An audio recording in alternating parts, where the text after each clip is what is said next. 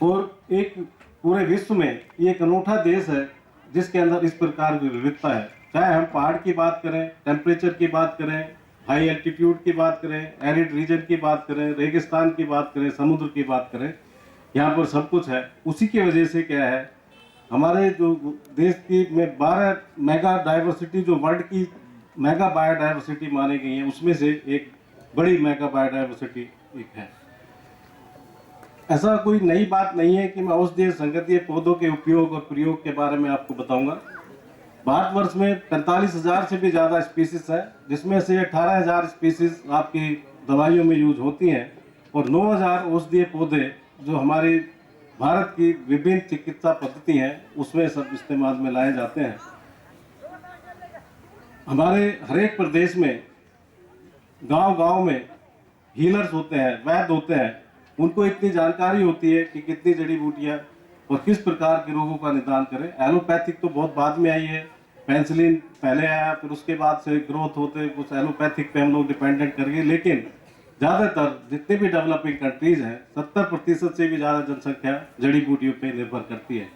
जैसे हमारे शास्त्रों में पहले ही लिखा है, एक बड़ा ज्वलंत उदाहरण है कि जब राम और रावण का युद्ध हो रहा था, तो लक्ष्मण जी मूर्छित हो गए थे, तो हनुमान जी एक जड़ी बूटी, संजीवनी जड़ी बूटी पहाड़ से लेके आए। तो वो पहचान नहीं पाए थे संजीवनी बूटी क्या है, तो उन्होंने वो पूरा ही पहाड़ उठा के लेके आ गए कि भाई वैद्य जी जो इसमें से ठीक लगे वही संजीवनी बूटी है। एक उससे हमारा एक दिमाग में एक बात पैदा हुई कि भाई शायद जड़ी बूटियां शायद पहाड़ियों पे ही मिलती हैं। दोस्तों ऐसा नहीं है, पहाड़ों पे मिलती हैं वो विभिन्न प्रकार की जड़ी बूटियां मिलती हैं, वो मैदानी भागों में, पठारों में और जो हमारे देश के विभिन्न भाग हैं सभी में जड़ी बूटियां पाई जाती हैं। अभी जैसे एलोपैथिक के काफ़ी साइड इफेक्ट है, उसकी वजह से देश में भी और विदेश में भी और पूरे संसार में, विश्व भर में जो आयुर्वेदिक दवाइयाँ हैं, चाहे हम किसी भी न्यूट्रास्यूटिकल के रूप में लें या आयुर्वेदिक दवाई के रूप में लें या चाइनीज का ट्रेडिशनल चाइनीज मेडिसिन को लें, चाहे कोरिया का लें, जापान का लें, सभी देशों की अपनी अपनी पद्धति है और उसमें पेड़ पौधों का उपयोग किया जा रहा है और इसकी डिमांड बढ़ती जा रही है। इस डिमांड बढ़ने से क्या हुआ है कि हमारा जो एक्सप्लॉयटेशन फॉरेस्ट का अभी तक आज की डेट में 80% से भी ज़्यादा हम जो दवाइयाँ प्राप्त करते हैं फॉरेस्ट से प्राप्त करते हैं। उससे क्या हुआ कि बहुत सारी, जैसे अभी एक बहन ने हमें बताया कि दो उसने प्लांट्स दिखाए, दोनों उसने बोला एंडेंजर्ड स्पीसीज है, विलुप्त होते जा रहे हैं। तो ये एक चिंता का विषय है। विलुप्त जो पौधे हो रहे हैं उसका हमें अधिकता के साथ में उसका उपयोग नहीं करना है। उपयोग करते समय ये देखना पड़ेगा जो हम वन विभाग से कोई भी जड़ी बूटी लेते हैं वो रिन्यूएबल हो। जैसे किसी पेड़ का यदि जड़ काम आती है तो हम उसको अवॉइड करें जड़, क्योंकि उसके लिए प्लांट को आपको सेक्रीफाइस करना पड़ेगा और वो जो पौधा है जरूरी तौर से विलुप्त हो जाएगा। हम कोशिश करें पत्तियों से, फूलों से, उसके फल से वो जड़ी बूटी लें ताकि हमारा पेड़ इंटैक्ट रहे, अगले मौसम में फिर से फूल पत्ती सब फिर से हमारी आ जाए।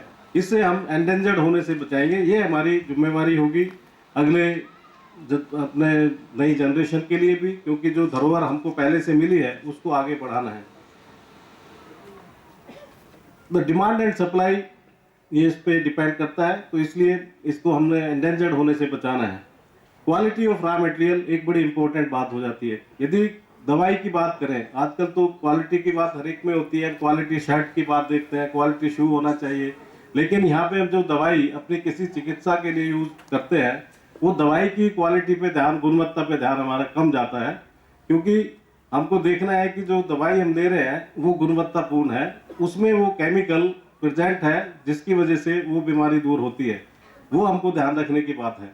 अब उसके लिए जैसे ये एक अरुणाचल प्रदेश, सिक्किम ऑर्गेनिक कल्टीवेशन की जो बात कर रहे हैं, ऑर्गेनिक कल्टीवेशन एक बहुत इंपॉर्टेंट अहम रोल कर सकता है मेडिसिनल प्लांट्स के अंदर, और अरुणाचल प्रदेश के उसका एक उचित उदाहरण है।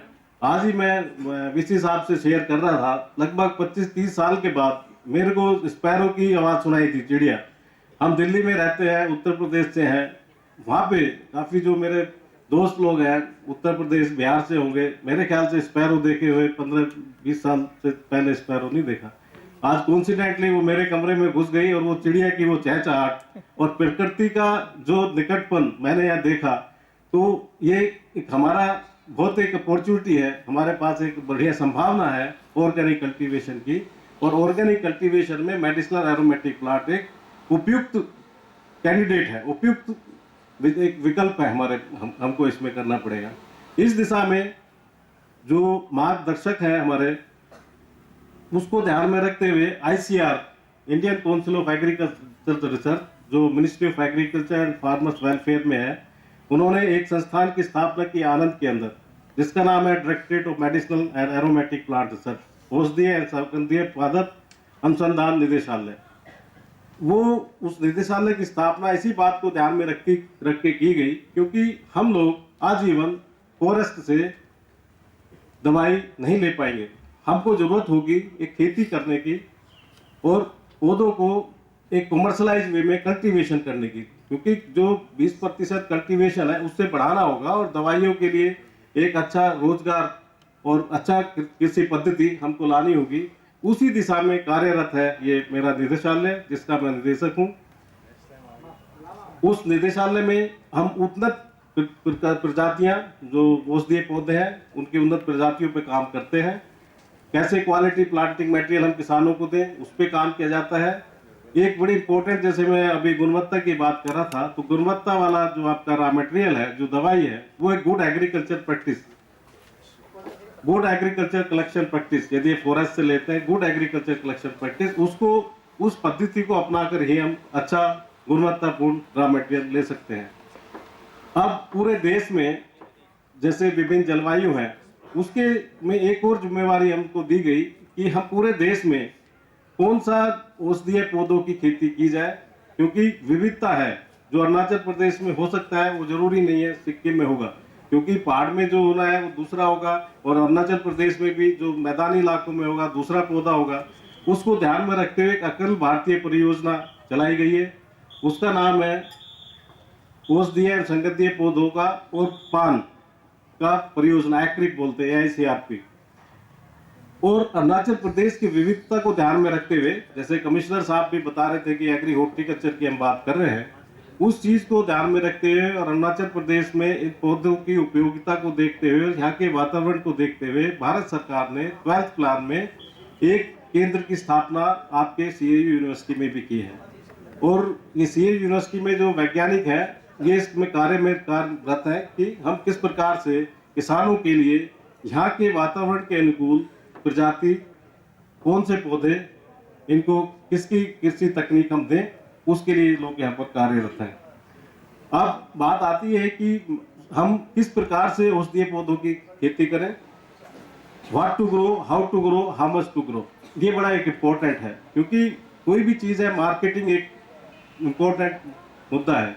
यदि मार्केटिंग हमारी प्रॉपर नहीं है तो हम कुछ भी उगाएं, कुछ नहीं हो सकता। इसके दो आधार हो सकते हैं, what to grow, how to grow. How to grow ये CAU के साइंटिस्ट बताएंगे, व्हाट टू ग्रो उसका दो आधार हो सकता है। एक आधार हो सकता है जिस चीज़ की कमी है, जिस चीज़ की कमी है हम उसको उगाएं तो उसके मार्केट की प्रॉब्लम नहीं होगी। दूसरी बात, जिसकी कंजप्शन ज़्यादा है उस चीज़ को उगाएं, उसमें मार्केट की प्रॉब्लम नहीं होगी। तीसरी बात, यदि जैसे मैंने अभी पहले विस्तार से बात की गुणवत्ता, यदि हमारा प्रोडक्ट गुणवत्ता वाला है तो हमारे प्रोडक्ट को लेने के लिए, हमारी फसल के प्रोडक्ट को लेने के लिए दूर दूर से भी लोग आएंगे और मार्केटिंग की प्रॉब्लम नहीं होगी। तीसरी इसमें एक बात है क्वांटिटी, मात्रा, क्योंकि जो कोई भी इंडस्ट्री है उसको मात्रा चाहिए।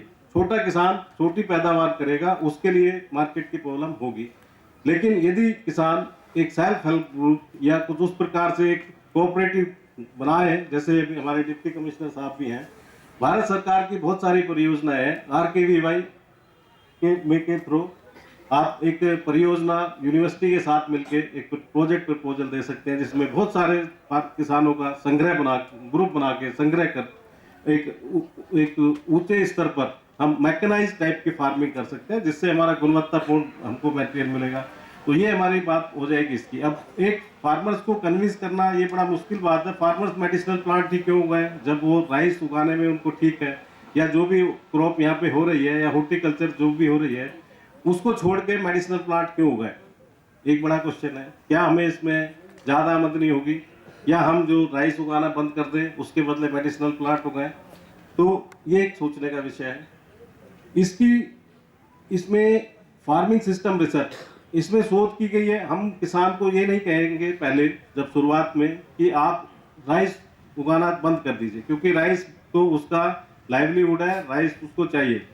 हम कहेंगे राइस, यदि ऐसे साधन आपको बताएं, ऐसे तरीके आपको बताएं जिससे आप राइस के साथ साथ अतिरिक्त आमदनी प्राप्त करने के लिए औषधीय पौधे उगाएं, तो मेरे ख्याल से किसान भाई उससे सहमत होंगे कि भाई ये युक्ति, ये योजना, ये तरीका कारगर सिद्ध हो सकता है। तो उसके लिए हमने जैसे agro forestry model, agri horticulture की बात कमिश्नर साहब ने बहुत एम्फेसाइज किया। तो हमारे जो ऑर्चार्ड है, बहुत सारी ऐसी फसलें हैं जो ऑर्चार्ड के अंदर हो सकती हैं। बहुत सारी फसलें ऐसी हमारे खेत के बांध होते हैं उसके साथ साथ हो सकती है, जमीन बेकार पड़ी हुई है। हमें कल हम आ रहे थे तब तो हमने कुलपति महोदय से बात हो रही थी, तो उन्होंने बताया कि रबी क्रॉप होता ही नहीं है।